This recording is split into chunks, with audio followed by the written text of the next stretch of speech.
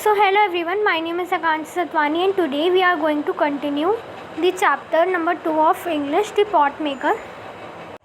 Finally, Arina agrees to teach her daughter.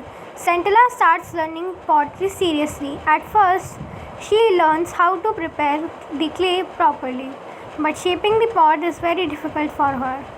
Many times, pots become uneven or break. She feels disappointed but never gives up. She practices every day with patience and determination.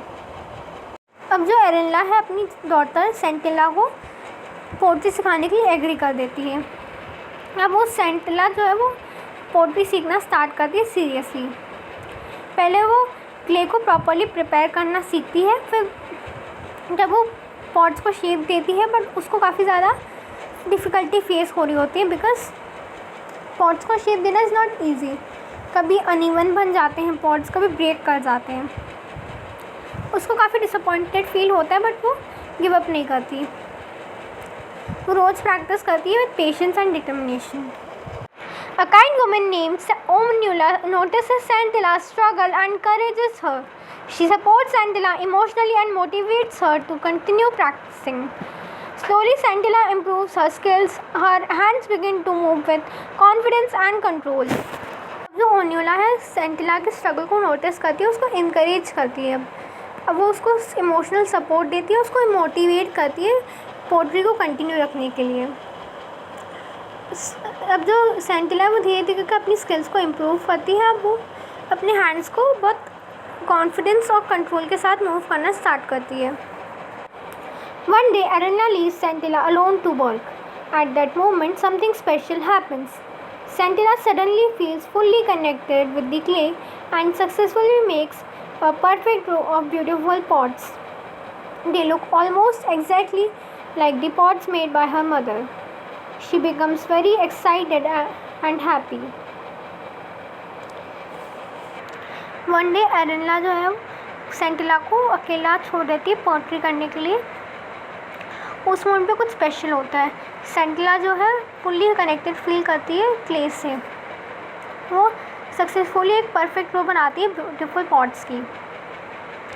वो exactly same लग रहे थे जैसे उसकी mother बनाती थी pots. वो बहुत ज़्यादा खुश होती है और बहुत ज़्यादा एक्साइटेड फील करती है. But when Centilla goes inside the house to show her mother the pots, she discovers that Arina has died peacefully. This moment is both sad and meaningful. Arina dies only after seeing that her daughter has truly mastered the art of pottery. But जब सेंटिला house के अंदर जाती है अपनी mother को pot सिखाने के लिए, वो देखती है उसकी मदर की ऑलरेडी डेथ हो चुकी है. ये मोमेंट जो है सैड और मीनिंगफुल दोनों हैं.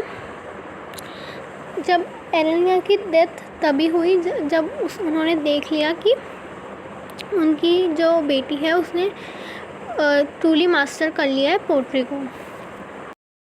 At the end of the story, Onula sees two rows of pots standing side by side, one made by Arina and the other by Centilla. The pots look almost the same.